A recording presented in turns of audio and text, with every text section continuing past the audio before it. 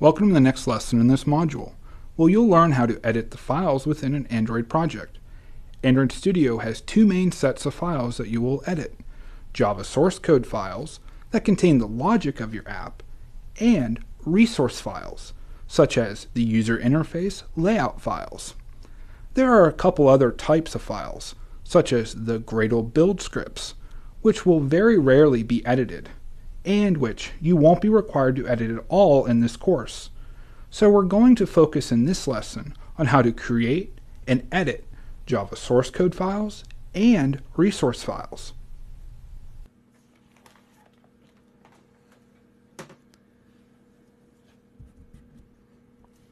As you progress learning how to develop for the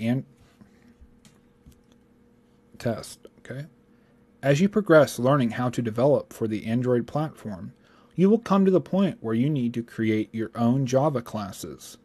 Creating your own Java class is easy and is accomplished by right-clicking on the Java package you wish to create your file in.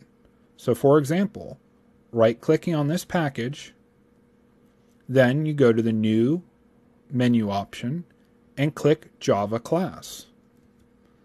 This will ask you the name of your new Java class. Java classes by convention have their first letter capitalized and then only capitalize the first letter of new words.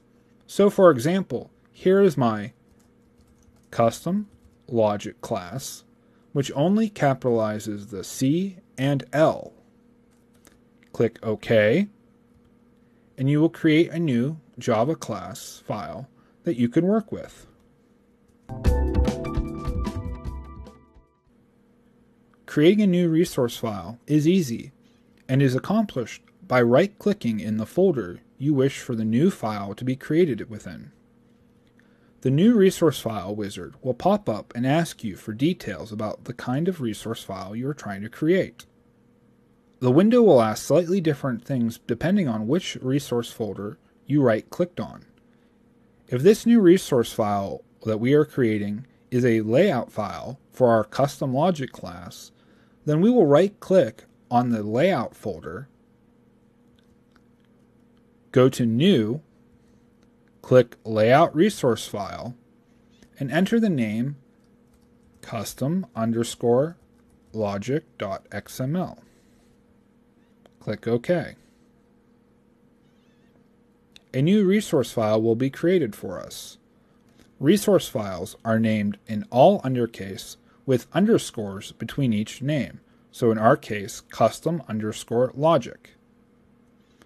Now you have a resource file that you can edit just as you would your previous resource files. Now that you've completed this lesson, you should understand how to create, open, and edit both Java source code files and resource files.